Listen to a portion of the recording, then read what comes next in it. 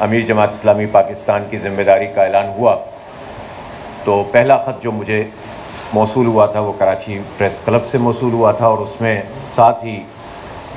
یہ دعوت دی گئی تھی کہ میں یہاں پر حاضر ہوں اور حالات پر تبادلہ خیال کروں، گفتگو کروں۔ میں آپ کا شکریہ ادا کرتا ہوں، اور جو اس وقت ملک کی صورتحال ہے وہ آپ سب کے سامنے ہے۔ ہم طویل عرصے سے عوام کے حق کے لیے، اختیار کے لیے جد و جہد کر رہے ہیں، اور کراچی میں آپ نے دیکھا کہ کتنے بڑے پیمانے پر یہ جو کراچی کے رہنے والوں کے حق کی تحریک تھی آگے بڑھی اور بالآخر کامیاب ہوئی اور ووٹ کے قالب میں بھی ڈھل گئی۔ لیکن پھر انتخاب ہوا، پہلے بلدیاتی انتخاب ہوا، اس پہ شب خون مارا گیا، پھر عام انتخابات ہوئے اور اس پہ شب خون مارا گیا، اور فارم 45 جو کہ اصل بنیاد ہے الیکشن کی، جو نتائج لوگوں کے سامنے موجود ہیں، وہ شکست کھا گئے، اور فارم 47 جو پہلے سے لکھ کر دیے گئے تھے الیکشن کمیشن کو اور نمبر اس میں متعین کر دیے گئے تھے، ان کی بنیاد پر مینڈیٹ تقسیم کر دیا گیا، اور پورے پاکستان میں اور صوبہ سندھ میں اور ہر جگہ ایک جعلی قسم کی حکومت اس وقت موجود ہے جس کا حقیقت سے کوئی تعلق نہیں ہے، اور ظاہر ہے کہ اس حکومت کو جو فارم 47 کی بنیاد پر وجود میں آئی ہے اس کو تسلیم نہیں کیا جا سکتا۔ اگر جو ہم حالات دیکھ رہے ہیں اس وقت کہ حکومت اگرچہ حکومت ہے لیکن کہیں بھی نظر نہیں آتی، اور اس کا سبب یہ ہے کہ بالکل کھوکھلی حکومت ہے، عوام سے اس کا کوئی تعلق نہیں ہے، عوام نے اس کو بالکل مسترد کیا ہے۔ اور میں حیران ہوں پاکستان مسلم لیگ نون پر کہ وہ جماعت کے جس نے ماضی میں 2/3 اکثریت بھی حاصل کی تھی، وہ جماعت کے جو 4 5 مرتبہ حکومتیں بنا چکی ہو، اس کا حال یہ ہے کہ اس نے ایک ایسے جعلی نتائج اور نتیجے کو قبول کیا کہ جس کے نتیجے میں اس کی نہ صرف یہ کہ ساکھ ختم ہو گئی بلکہ عملاً پاکستان مسلم لیگ نون کی سیاست بھی ختم ہو گئی ہے۔ اب یہ کچھ بھی کرتے رہیں نواز شریف صاحب اور یہ تاثر دینے کی کوشش کریں کہ ایک مرتبہ پھر وہ میدان میں آ رہے ہیں، لیکن وہ میدان میں آنے کے بعد بھی کیا کر رہے ہیں؟ پہلے انہوں نے 30-40 ہزار ووٹ لے کر اپنے ووٹ 1,20,000 کروا لیے، پھر اس کے بعد انہوں نے اپنے بھائی صاحب کو وزیر اعظم بنوا دیا، اپنی صاحبزادی کو وزیر اعلیٰ بنا دیا، اب ایک رہ گئے تھے سمجھی صاحب، تو ان کو ڈپٹی پرائم منسٹر کے طور پر انہوں نے کل پیش کر دیا ہے۔ تو ظاہر ہے کہ ایک فراڈ قسم کا عمل ہے جو اس وقت جاری ہے، اور عملاً پاکستان مسلم لیگ نون آئندہ مجھے نہیں لگتا کہ کبھی بھی انتخابی میدان میں، پورے پاکستان میں تو ویسے بھی وہ فارغ ہو گئے تھے، اب پنجاب سے بھی وہ مکمل ان کا خاتمہ ہو جائے گا۔ اور ظاہر سی بات ہے کہ اب شعور کی سطح بلند ہو گئی ہے، اور شعور کی جب یہ سطح بلند ہوئی ہے تو نوجوانوں کو بھی یہ بات پتہ ہے، اب کسانوں کو بھی یہ بات پتہ ہے، اب مزدوروں کو بھی یہ بات پتہ ہے، نوجوانوں کو، سب کو یہ بات معلوم ہے کہ اس طرح جال سازی سے اب لوگوں کو مسلط نہیں کیا جا سکتا۔ اس لیے جو لوگ بھی یہ سارا عمل ڈیزائن کر رہے ہیں ان کو یہ سمجھنا چاہیے کہ اس طرح سے جمہوریت کو پامال کر کے، آئین کی بالادستی کا خاتمہ کر کے، من چاہے جو ہے رزلٹ حاصل کر کے وہ ملک چلا نہیں سکتے۔ اگر ملک کو آگے بڑھانا ہے اور جس طرح سے سب بند گلی میں پھنس گئے ہیں، اس سے اگر نکلنا ہے تو سب کو رجوع کرنا پڑے گا، اپنی پوزیشن سے پیچھے ہٹنا پڑے گا، اور اس کے نتیجے میں پاکستان کے آگے بڑھنے کا کوئی راستہ پیدا ہوگا۔ جتنی جلدی یہ عمل ہو جائے گا اتنا اچھا ہے، ورنہ پھر عوام کا اگر غیظ و غضب سامنے آ گیا تو پھر کسی کے بس میں بھی کچھ نہیں رہے گا۔ اس لیے میری ایڈوائس ہے، میری واضح طور پر یہ کہنا ہوگا، مطالبہ ہوگا کہ اگر ذرا سا بھی اگر کوئی ضمیر موجود ہے، پاکستان مسلم لیگ نون ہو یا MQM ہو یا پیپلز پارٹی ہو، تو جو جعلی قسم کے نتائج انہوں نے حاصل کیے ہیں فارم 47 کے، اس کو وڈرا کریں، اور اگر پاکستان میں کوئی عدالت سپریم کورٹ کے نام سے واقعی ایگزسٹ کرتی ہے اور چیف جسٹس نام کے کوئی صاحب بھی واقعی چیف جسٹس ہیں، تو ان کا یہ فرض بنتا ہے کہ اتنی بڑی دھاندلی پر اب انہیں ایکشن میں آنا چاہیے اور ایک کمیشن قائم کرنا چاہیے جو اصلی فارم 45 کی بنیاد پر نتائج کا اعلان کرے۔ الیکشن کمیشن نے تو ظاہر ہے وہ تو ایک بالکل ہی باعث ہو کر اس نے کام کیا ہے، لہٰذا میں چیف جسٹس آف پاکستان سے کہتا ہوں کہ ان کو یہ کام کرنا ہوگا، اس لیے کہ کوئی معمولی بات نہیں ہے۔ وہ آئے اور انہوں نے بہت سارے کیسز کو اثر نو سننا شروع کیا، کچھ رائے قائم کرنا شروع کی، تو لوگوں نے سمجھا شاید کہ اب کچھ بنیادی طور پر لوگوں کو جو حقوق حاصل ہیں، لاپتہ افراد کے مسائل ہیں، جو چھوٹے صوبوں کے مسائل اور مشکلات ہیں، اور اسی طرح سے جو جمہوری آزادیاں سلب کی گئی ہیں ان پر کوئی بات ہوگی، اور اس انتخاب کو تو انڈو کر دیا جائے گا۔ لیکن آج تک تو قوم منتظر ہے۔ ہم سپریم کورٹ آف پاکستان میں ایک پٹیشن بھی فائل کر رہے ہیں اور ان سے یہ مطالبہ کریں گے کہ اس پورے انتخابی عمل کو فارم 45 کی بنیاد پر، کہ جہاں جہاں پر یہ لوگوں کے پاس موجود ہیں، کمیشن قائم کر کے اثر نو نتائج کا اعلان کیا جائے، تاکہ ملک میں اس کی حکومت بنے جس کو لوگوں نے ووٹ دیا، وہ اے ہو، بی ہو، سی ہو، جس کو لوگوں نے ووٹ دیا ہے حکومت اس کی ہونی چاہیے۔ جعلی حکومت کسی صورت قبول نہیں کی جا سکتی۔ یہی وجہ ہے کہ آپ دیکھیں کہ اس وقت پورے ملک میں ایک عجیب و غریب صورتحال ہے۔ پورے پنجاب میں اس وقت کسان احتجاج کر رہے ہیں، اور گندم کی جو قیمت مقرر کی گئی ہے لوگ اس سے مطمئن نہیں ہیں، لیکن قیمت تو ایک طرف جو انہوں نے 3900 روپے رکھی ہے، لیکن اصل بات یہ ہے کہ وہ کسان جس کی 2 ایکڑ 4 ایکڑ 6 ایکڑ 7 ایکڑ زمین ہے، وہ کسان 96% ہے، اور جاگیردار تو بہت تھوڑے سے ہیں، وڈیرے تو بہت تھوڑے سے ہیں۔ ملک میں 4% لوگوں کے پاس 40% کلٹیویٹڈ لینڈ ہے، یعنی گویا ان کے پاس بڑی بڑی زمینیں موجود ہیں، باقی تو غریب لوگ ہیں، چھوٹی زمینوں پہ کام کرنے والے لوگ ہیں۔ لیکن ان 96% لوگوں کے لیے حکومت کا معاملہ یہ ہے کہ گندم کی اس وقت جب کٹائی ہو چکی، سندھ میں تو پہلے ہی ہو گئی، پھر اس کے بعد اب پنجاب میں بھی اس وقت صورتحال یہ ہے کہ ہولڈ کرنا مشکل ہو گیا ہے کسانوں کے لیے، اور اس وقت گندم ایکسس موجود ہے پہلے سے۔ کیوں موجود ہے؟ اس لیے موجود ہے کہ یہ معلوم تھا کہ اس مرتبہ جو گندم کی فصل ہوگی وہ 50 سالہ تاریخ میں سب سے زیادہ ہوگی۔ معلوم تھا، کمپٹیشن کے لیے باقاعدہ اعلانات ہوئے تھے، انعام دیں گے ہم، حکومت کی طرف سے ہوئے تھے۔ پھر یہ بھی معلوم تھا کہ پچھلی گندم بھی ہمارے پاس کوئی 20-21 لاکھ ٹن موجود ہے، لیکن اس کے باوجود کم از کم 30 لاکھ ٹن گندم امپورٹ کی گئی۔ میں یہ مطالبہ کرتا ہوں کہ جن لوگوں نے، جن افسروں نے، جس کیئر ٹیکر گورنمنٹ میں یا اس سے پہلے یا اس کے بعد، اور جس بھی بااثر فرد نے اس کام میں حصہ لیا ہے کہ اس نے 30 لاکھ ٹن جو تقریباً $1 بلین لوگ کہتے ہیں کہ رقم بنتی ہے، اس رقم کی گندم امپورٹ کی ہے، ان کو بے نقاب بھی ہونا چاہیے، ان کو جیل میں ہونا چاہیے، ان کو سزائیں ملنی چاہیے، اور یقیناً وہ طاقتور لوگ ہیں کہ جن کو جب نچوڑیں گے تو یہ $1 بلین تو ان کے اثاثوں میں سے نکل آئے گا۔ عام آدمی یہ کام نہیں کر سکتا، عام بیوروکریٹ یہ کام نہیں کر سکتا۔ وہی کرے گا کہ جو پہلے بھی کک بیکس لیتا رہا ہوگا، وہی سیاستدان کرے گا کہ جو سیاست کے نام پر دھبا بنا ہوگا۔ اور انہوں نے قوم کے ساتھ ان حالات میں کہ جب ہمیں لالے پڑے ہوئے تھے، جب ہماری معیشت تباہ ہو رہی ہے، ہم پر بجلی کے بم پھینک رہے ہیں، ہم پر گیس کے بم پھینک رہے ہیں، کہ IMF کہتا ہے کہ لوگوں سے وصول کرو ٹیکس، سیلری کلاس، تنخواہ طبقے کے اوپر آپ بار بار ٹیکس لگائے چلے جا رہے ہیں، چھوٹی چھوٹی چیزوں سے آپ جو ہے وہ ٹیکس لگا کر غریب لوگوں کو نچوڑ رہے ہیں، اور دوسری طرف آپ اضافی طور پر ناجائز طریقے سے $1 بلین کی یا 30 لاکھ ٹن گندم امپورٹ کر رہے ہیں۔ اس کا مطلب یہ ہے کہ یہ جال سازی اور یہ فراڈ پورے ملک کے ساتھ جن لوگوں نے کیا ہے، اگر ان کو بے نقاب نہیں کیا گیا تو پھر یہ سلسلہ رکے گا نہیں کہیں۔ لہٰذا ہمارا یہ مطالبہ بھی ہو، اور یہ صرف مطالبہ نہیں ہے، اس پر جماعت اسلامی نے ایک تحریک شروع کر دی ہے، اور کل انشاءاللہ پنجاب بھر میں، بلکہ اگر سندھ اور KP کے کسان بھی اس میں سامنے آئیں گے تو انشاءاللہ تعالی جماعت اسلامی ان کو بھی آرگنائز کرے گی۔ تو کل پورے پنجاب میں بھرپور طریقے سے جماعت اسلامی اس گندم کی قیمت، گندم نہ خریداری کرنے پر، خرید ہی نہیں رہی حکومت، ایک طرف اضافی گندم امپورٹ کر لی، دوسری طرف اب جب گندم کٹی ہوئی رکھی ہے تو وہ اس کو خرید نہیں رہے۔ کسان کہاں جائے؟ بیچ میں مڈل مین آ جاتے ہیں۔ 3900 روپے اگر اس کی قیمت مقرر کی گئی ہے، وہ کہتے ہیں 2800 روپے میں تمہاری گندم ضائع ہو رہی ہے، ہم تم سے 2800 میں لے لیتے ہیں۔ اس کا مطلب یہ ہے کہ 1100 روپے من کا جو حساب ہے، یہ مڈل مین کون ہوتے ہیں؟ یہ حکومت کے ساتھ ملے ہوئے ہوتے ہیں، یہ طاقتور لوگوں کے ساتھ ملے ہوئے ہوتے ہیں، یہ بیوروکریٹس کے ساتھ، یہ وزراء اور مشیروں کے ساتھ، ان کے ساتھ مل کر یہ غریب لوگوں کے ساتھ یہ سلوک کرتے ہیں۔ اس لیے جب ہم ایک طرف یہ کہتے ہیں کہ بڑے جاگیردار اور وڈیرے، وہ بڑے جاگیردار اور وڈیرے جو انگریزوں کے زمانے سے چلے آ رہے ہیں، ان کی ناجائز قبضہ کی ہوئی زمینوں کو عام کسانوں میں تقسیم کیا جائے،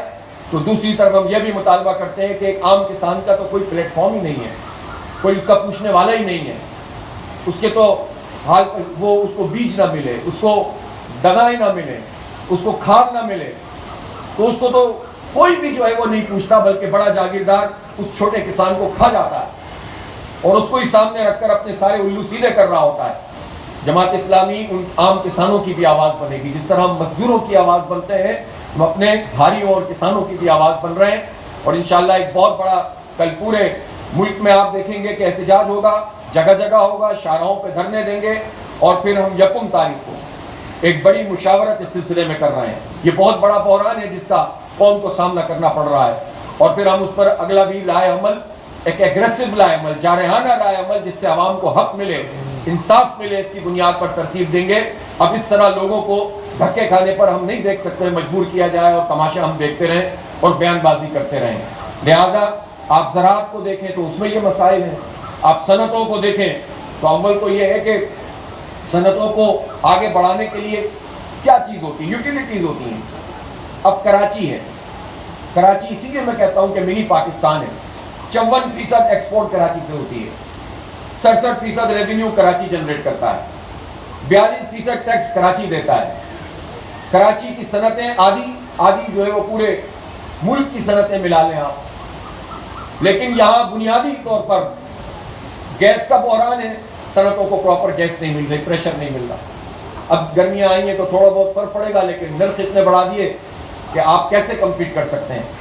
جبکہ پوری دنیا میں دوسرے ممالک سبسڈیز دیتے ہیں اور اس کے نتیجے میں ان کی ایکسپورٹ بڑھتی ہے۔ ہماری پہلے سے جو چیزیں موجود ہیں اس کو خراب کرنے کے لیے حکومت IMF کے کہنے پر یہ سارے کام کر رہی ہوتی ہے۔ پانی یہاں پر انڈسٹری کو نہیں ملے، یہاں گیس نہ ملے، یہاں بجلی مہنگی سے مہنگی تر ہوتے چلی جائے تو صنعتیں کیسے آگے بڑھیں گی؟ جب صنعتیں آگے نہیں بڑھیں گی تو ایکسپورٹ نہیں ہوگی، جب صنعتیں آگے نہیں بڑھیں گی تو بے روزگاری بڑھے گی، کوئی آلٹرنیٹ انتظام نہیں ہے۔ تو یہ وہ پالیسیز ہیں کہ جو حکومتوں کی، اور پھر صوبہ سندھ تو وہ بدنصیب صوبہ ہے کہ جس میں لگاتار اب 16ویں سال میں پیپلز پارٹی کی حکومت داخل ہو گئی ہے، اور اس سے پہلے بھی 50 سال میں کتنی مرتبہ حکومت کر چکے ہیں۔ MQM ہمیشہ اس کے اتحادی رہتے ہیں، اس وقت بھی ڈائریکٹلی اور انڈائریکٹلی MQM PP اور نون لیگ کا اتحاد ہے، اور MQM جس کو پورے شہر نے 1 لاکھ سوا لاکھ ووٹ نہیں دیے، اس کو جو ہے وہ نواز دیا گیا، اور سارے کے سارے جعلی طریقے سے ان کے MNA MPA بیٹھ گئے، اور جو حرام اور ناجائز طریقے سے جیت کر آئے ہوں وہ سود کی حرمت کی بات کرنا شروع کر دیتے ہیں۔ عجیب لوگ ہیں، خود ایک ناجائز طریقے سے وجود میں آنے والی پارٹی ہو، اقتدار میں آنے والی پارٹی ہو، سیٹیں لینے والی پارٹی ہو، ان لوگوں کو بیوقوف بنانے کے لیے ادھر ادھر باتیں شروع کر دو۔ ظاہر سی بات ہے کہ یہ جو پورا عمل ہے، جن لوگوں نے بھی یہ کام کیا ہے، انہیں پاکستان کی تاریخ کا بدترین کام ان لوگوں نے کیا ہے جنہوں نے MQM نون لیگ اور پیپلز پارٹی کو مسلط کیا ہے ناجائز طریقے سے، اور انہیں بھگتنا پڑے گا، آج نہیں تو کل نہیں تو پرسوں۔ قوم تو حساب مانگے گی ان لوگوں سے جنہوں نے یہ جال سازی کی ہے، اور جس طرح سے انہوں نے اس کے نتیجے میں پاکستان کو بدحال کیا ہے۔ لہٰذا ہم یہ دیکھ رہے ہیں کہ یہاں جو سندھ میں حکومت ہے، اس حکومت کا تو کوئی حال ہی نہیں ہے۔ آپ مجھے بتائیں، پانی کا K4 منصوبہ کبھی سندھ کہتا ہے ہم بنائیں گے، وہ ناکام ہو جاتا ہے، پھر وفاق پوچھتا ہے، ایک حکومت آتی ہے، دوسری آتی ہے، تیسری آتی ہے، ہر آدمی آ کر اعلان کر دیتا ہے ہر پرائم منسٹر کے 2 سال میں بن جائے گا، 200 ارب روپے لگیں گے۔ پتہ چلا کہ وہ پھر مزید 2 سال بعد کہتا ہے کہ اب تو اس کی لاگت بڑھ گئی ہے، 650 ملین گیلن تھا وہ 1/3 کر دیا ہے، وہ نہیں بن کے دے رہا، اور وہ بن بھی جائے تو وہ KB فیڈر سے یہاں تک کینجر جھیل تک کا جو جہاں سے پانی کو سپلائی کرنا ہے وہاں تک کا جو ایکسٹینشن ہونی تھی یا ریویمپنگ ہونی تھی وہ نہیں ہوئی ہے۔ پھر اس کے بعد اگر وہ بن بھی جائے گا تو جو آگمنٹیشن ہونی ہے، پانی کی سپلائی کا پورا نظام ہے، وہ فرسودہ ہے، گلا سڑا ہے، تو کوئی دور دور تک اس کا امکان نہیں ہے۔ لیکن حکومتوں پہ حکومت کیے چلے جا رہے ہیں، جال سازی سے قبضہ کر کے رکھا ہوا ہے، اختیارات منتقل نہیں کرتے۔ بلدیاتی انتخاب ہوا تو اس پہ چپکون مار کے قبضہ کر لیا، مینڈیٹ کو ہڑپ کر جاتے ہیں، اور یہ سارے شریک جرم ہوتے ہیں کہ جتنے لوگ بھی ان لوگوں کو مسلط کرتے ہیں۔ تو پانی کا بحران، گیس کا بحران ہے، پچھلے 15 سال میں گیس کا بحران کیوں ہے؟ ہمیں یہ پڑھایا جاتا ہے کہ پاکستان میں گیس کے ریزروز جو ہیں وہ ختم ہو گئے ہیں۔ یہ غلط بات ہے، یہ غلط بات ہے کہ جو یہاں پر کی جاتی ہے۔ آپ نے ایکسپلوریشن ختم کر دی ہے، ہمارے پاس تو ریزروز موجود ہیں اور اس کے بعد مزید بلاکس آئیڈینٹیفائیڈ ہیں۔ یہ 15 سال میں یہ بلاکس کیوں نہیں ان میں ایکسپلوریشن ہوئی ہے؟ سوال یہ ہے، جب ایکسپلوریشن ہوتی ہے تو مزید اس کے ارد گرد کے بلاکس بھی کھلنا شروع ہو جاتے ہیں۔ بڈنگ کیوں نہیں ہو رہی؟ نئی کمپنیوں کو کیوں نہیں بلایا جا رہا؟ جو بڑے بین الاقوامی سطح کی کمپنیاں وہ کیوں یہاں سے دور ہو رہی ہیں؟ اس کا سبب یہ ہے کہ پراپر طریقے سے آپ کام نہیں کر رہے۔ اور اگر ایک بحران کے حل کے لیے پاک ایران گیس پائپ لائن اس کا منصوبہ موجود ہے جس پر معاہدہ آپ نے کیا، تو آج صورتحال یہ ہے کہ ایران نے اپنے بارڈر تک کام مکمل کر لیا اور اس کے بعد پاکستان کی حکومت امریکہ کے کہنے پر یہ پائپ لائن نہیں بنا رہی۔ غلام ابن غلام لوگ ہیں یہ، اور یہ کہتے ہیں کہ صاحب امریکہ ہمارا نافتا بند کر دے گا، ہماری ایکسپورٹ ختم کر دے گا۔ بھائی 76 سال میں آپ نے یہی کیا ہے پاکستان کے ساتھ۔ جن لوگوں کے ہاتھ میں یہ حکومت اور اختیار رہا ہے، انہوں نے امریکہ کا غلام بنایا ہے نا، جس کے نتیجے میں آپ ہر دفعہ یہ کہہ دیتے ہیں کہ ہمیں جو ہے ڈالر نہیں ملیں گے۔ قوم کی بیٹی کو بیچ دیا ڈاکٹر عافیہ صدیقی کو، ایک $100 بلین سے زیادہ، $150 بلین سے زیادہ پاکستان کو نقصان پہنچ گیا امریکی جنگ میں ساتھ دینے کے نتیجے میں۔ پورا خطہ تباہ برباد کر کے رکھ دیا، اپنے اڈے دے دیے، اپنا سب کچھ دے دیا۔ یہاں پر دہشت گردی کو پروان چڑھایا گیا، بلیک واٹر یہاں پر گھس گئی، را یہاں پر گھس گئی۔ کیا ملا ہمیں؟ تو یہ جو غلامی ہے، یہ تو ہر دفعہ آپ یہ کہتے ہیں کہ ہمیں یہ نہیں ملے گا تو ہمیں پائپ لائن نہیں بنانی چاہیے۔ تو اس طرح تو نہیں ہوتا۔ پاکستان کوئی ایسا گیا گزرا ملک تو نہیں ہے، ایک ایٹمی طاقت ہے، اس کی جیو اسٹریٹجک پوزیشن ہے، ہمارا دوست چائنا ہے، ہم وسط ایشیا سے بات کر سکتے ہیں، ہم ایران، افغانستان، روس، چائنا، وسط ایشیا کی ریاستیں، ان کے ساتھ ترکی ایک بلاک بنا سکتے ہیں، ہمیں کوئی نظر انداز نہیں کر سکتا۔ لیکن اگر ہم صرف اپنے مفادات دیکھیں، میں یہ پوچھنا چاہتا ہوں کہ کبھی اس کی رپورٹ بھی سامنے آنی چاہیے۔ جزوی طور پر رپورٹیں آتی رہتی ہیں کہ پاکستان میں ٹاپ بیوروکریٹس، پاکستان میں جرنیل اور فوجی افسران، پاکستان میں بڑے سیاستدان، جاگیردار اور وڈیرے، پاکستان میں ججز کتنے ایسے ہیں کہ جن کے اسٹیٹ امریکہ میں ہیں، یورپ میں ہیں، جن کے بچوں کو وہاں پر ہمارے قوم کے پیسوں سے وہاں پر تعلیم دی جا رہی ہے، جنہوں نے پہلے سے وہاں پر اپنے بندوبست کیے ہوئے ہیں کہ ریٹائر ہونے کے بعد یا تو کوئی محکمہ پکڑ لیں گے یا پھر امریکہ میں اور آسٹریلیا میں جا کر رہنا شروع کر دیں گے۔ اگر یہ سارے لوگ اپنے اسٹیک ان جگہوں پر رکھتے ہیں تو یہ پاکستان کے حق میں کیسے فیصلہ کر سکتے ہیں؟ یہ پاکستان کے مفاد میں کیسے سوچ سکتے ہیں؟ یہ اپنے مفاد کے اسیر لوگ پاکستان کو کچھ نہیں دے سکتے۔ اس لیے قوم کو، ایسے سارے لوگوں کو بے نقاب کرنا ہوگا۔ ہم یہ نہیں کہتے کہ کوئی تصادم کی پالیسی اختیار کی جائے۔ اس وقت پاکستان متحمل نہیں ہو سکتا کہ ادارے آپس میں لڑیں، عوام فوج سے لڑے، عدلیہ کا پر حملہ کیا جائے، لیکن عوام یہ تو کہہ سکتے ہیں کہ پرامن سیاسی مزاحمت کے نتیجے پہ ان سب قوتوں کو مجبور کریں کہ یہ اپنے مفادات سے دستبردار ہوں اور اپنی اپنی آئینی پوزیشن پر واپس جائیں۔ جب تک یہ لوگ سب اپنی آئینی پوزیشن پر واپس نہیں جائیں گے، جو جس کا کام ہے وہ کرے، تو سر آنکھوں پر اس کی عزت بڑھے گی، اس کا وقار بڑھے گا، اس کے لیے سب دید و دل فرشراہ کریں گے۔ لیکن جب اپنے کام کے علاوہ سارے کام کرنے لگیں گے تو کوئی ادارہ بھی نہ خود پنپ سکے گا، نہ آگے بڑھ سکے گا، نہ پاکستان کے عوام آگے بڑھ سکیں گے۔ اس لیے قوم میں اگر مایوسی ہے، نوجوان انتہائی مایوس ہیں، تو اسی لیے ہیں وہ ووٹ ڈالتے ہیں کسی اور کو، فارم 47 پر آپ حکومت میں لا کر بٹھا دیتے ہیں، پھر امریکہ کی غلامی کا لامتناہی سلسلہ شروع ہو جاتا ہے، ہر ایک ماہ دیکھ رہا ہوتا ہے۔ تو اس لیے ہم یہ سمجھتے ہیں کہ یہ مسئلہ حل ہونا چاہیے۔ میں پھر ایک مرتبہ، میں نے بھی پچھلے دنوں بھی یہ بات کہی تھی، جماعت اسلامی کو یہ پوزیشن حاصل ہے کہ گزشتہ 76 سال اس بات کے گواہ ہیں کہ ہم نے پاکستان کے لیے، پاکستان کی نظریاتی اور جغرافیائی سرحدوں کے تحفظ کے لیے قربانیاں دی ہیں۔ ہماری کریڈیبلٹی ہے لوگ سب مانتے ہیں کہ جماعت اسلامی پاکستان کے حق میں، مفاد میں دیانتداری کے ساتھ کام کرتی ہے، خدمت کرتے ہیں، محنت کرتے ہیں، پارلیمنٹ میں جتنی نمائندگی رہی ہے بھرپور طریقے سے خدمت کی ہے، آئین کی تشکیل میں بنیادی رول ادا کیا ہے۔ آج جس آئین کے اوپر قوم کا اتفاق ہے، یعنی ایسا اتفاق کہ بلوچستان جیسے علاقے میں بھی اگر کوئی یہ کہے کہ تحفظ آئین پاکستان کی کوئی تحریک ہے تو اس کا کریڈٹ ان لوگوں کو جاتا ہے کہ جنہوں نے آئین بنایا، اور اس میں جماعت اسلامی کا کلیدی کردار تھا۔ سب کو یاد ہے پروفیسر عبدالغفور احمد، اور کراچی اور ہمارا صوبہ سندھ اس لحاظ سے قابل فخر ہے کہ اس میں پروفیسر غفور جیسے لوگ تھے جنہوں نے آئین کی تشکیل میں اپنا بنیادی کردار ادا کیا تھا۔ ظاہر ہے اس میں علامہ شاہ احمد نورانی بھی تھے، اس میں مولانا مفتی محمود بھی تھے، اس میں بلوچستان کی پارٹیوں سے بھی بات چیت ہوئی، اس میں جو ہے وہ ولی خان صاحب کا بھی ایک رول تھا، اور سب کو اس بات پر قائل کیا تھا کہ ایک فریم ورک بننا چاہیے اور یہ ایک بنیادی ڈاکومنٹ ہوگا جس کے نتیجے میں ہماری بقا ہے۔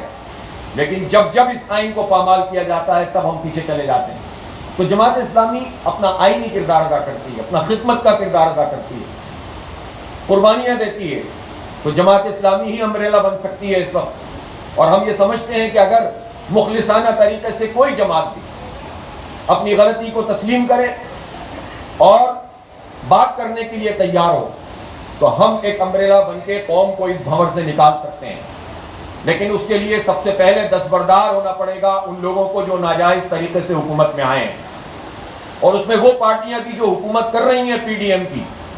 اور وہ پارٹیاں بھی جو حکومت میں شامل نہیں ہوئی ہیں پی ڈی ایم کی، ان کو بھی قوم سے معافی مانگنی پڑے گی، اور اس سوال کا جواب قوم کو دینا پڑے گا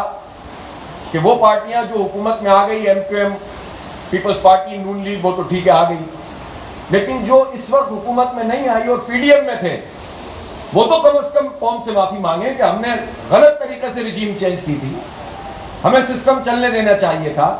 اور وہ یہ آ کر یہ بھی بتائیں کہ اس وقت وہ احتجاج کس بات پہ کر رہے ہیں۔ کیا وہ احتجاج اس بات پہ کر رہے ہیں کہ پاکستان میں فارم 45 کے مطابق حکومت کیوں نہیں بنی، یا وہ احتجاج اس بات پر کر رہے ہیں کہ ان کو فارم 47 کی بنیاد پر حکومت کیوں نہیں دی گئی؟ میرا خیال ہے یہ سوال پوری قوم کا ان جماعتوں سے ہے جنہوں نے پی ڈی ایم میں شامل ہو کر حکومت گرائی تھی، اور پھر اس کے بعد اب وہ احتجاج کر رہے ہیں۔ ہارے تو ہیں وہ فارم 45 پہ، تو وہ بھی ہار گئے، لیکن وہ احتجاج کس پہ کر رہے ہیں؟ بھئی ہم اگر احتجاج کریں تو سمجھ میں آتا ہے، پی ٹی آئی احتجاج کرے تو سمجھ میں آتا ہے، لیکن وہ جماعتیں جو احتجاج کر رہی ہیں تو ان سے تو یہ سوال بنتا ہے کہ وہ فارم 47 میں حکومت نہ دینے پر احتجاج کر رہے ہیں، یا آئین کی بالادستی اور جمہوریت کی بقا اور اس جعلی الیکشن کے خلاف بات کر رہے ہیں۔ تو یہ سب کو اپنی اپنی پوزیشن واضح کرنی ہوگی، پھر بات چیت کا آغاز ہو سکتا ہے، اور تمام اداروں سے بھی بات ہو سکتی ہے کہ سب اس پورے فریم ورک کو قبول کریں تاکہ پاکستان آگے بڑھے۔ دیکھیں، متحمل نہیں ہو سکتا یہ ملک کہ خود اداروں کے اندر کشمکش پیدا ہو جائے۔ آپ نے عدلیہ کا حال دیکھ لیا۔ بات یہ ہے کہ حساس معاملات ہوتے ہیں، لیکن سب اس بات کو جانتے ہیں کہ ہر ادارے میں ایک رفت موجود ہے، یہ پاکستان کے حق میں اچھا نہیں ہے۔ سب اس بات کو جانتے ہیں کہ عوام اب ان اداروں سے کے بارے میں اچھا نہیں سوچ رہے، اس میں عوام کا قصور کتنا ہے اور ان ایکشنز کا قصور کتنا ہے جس کے نتیجے میں عوام یہ سوچنے پر مجبور ہوتے ہیں۔ تو اس لیے اپنی ان تمام غلطیوں کا ادراک بھی کیجئے، اعلان بھی کیجئے، اور اس بھنور سے نکلنے میں پاکستان کی مدد کیجئے، پاکستان کے عوام کی مدد کیجئے۔ ہم یہ سہولت کاری کر سکتے ہیں اگر لوگ اپنی غلطیاں تسلیم کر لیں، لیکن اگر ہماری حکومت یہ سمجھتی ہے کہ امریکہ خوش ہے تو ہم حکومت کریں گے اور اسٹیبلشمنٹ خوش ہے تو ہم حکومت کریں گے، تو ہم یہ سمجھتے ہیں کہ یہ کام چلنے والا نہیں ہے، یہ حکومت اس طرح چلنے والی نہیں ہے، یہ کچھ بھی نہیں کر سکتے۔ پھر ہم اسی حکومت کے خلاف ایک مطالباتی تحریک کھڑی کریں گے۔ پھر ہمارا مطالبہ یہ بھی ہوگا کہ یہ جعلی الیکشن، اس کو انڈو ہونا چاہیے اور فارم 45 کی بنیاد پر نتیجہ ہونا چاہیے، اور ہمارا مطالبہ مزدوروں کے لیے ہوگا، کسانوں کے لیے ہوگا، ہمارا مطالبہ لاپتہ افراد کی بازیابی کے لیے ہوگا، ہمارا مطالبہ آزادی اظہار کے لیے ہوگا، ہمارا مطالبہ نوجوانوں کو تعلیم دینے کے لیے ہوگا، روزگار دینے کے لیے ہوگا، ہمارا مطالبہ کراچی شہر کو اس کا حق دینے کے لیے ہوگا، بلوچستان کے ڈپرائیوڈ جو لوگ ہیں ان کے حق اور ان کی آواز بننے کے لیے ہوگا۔ تو جماعت اسلامی انشاءاللہ پورے ملک میں نوجوانوں کو موبلائز کرے گی، اور ہم ایک طرف اپنے پورے سیاسی عمل کو بھی لے کر آگے چلیں گے، اور دوسری طرف ہم ان کی خدمت کے لیے جو کام کر رہے ہیں، میں نے پہلے بھی اعلان کیا ہے کہ انشاءاللہ آنے والے چند برس میں 2-3 سال میں ہم 10 لاکھ نوجوانوں کو، خواتین کو بنو قابل پروگرام کے تحت امپاور کریں گے، ان کو ایجوکیشن دیں گے، فری IT ایجوکیشن دیں گے اور ٹریننگ دیں گے انشاءاللہ تعالی۔ اس کا ہم پورا پروگرام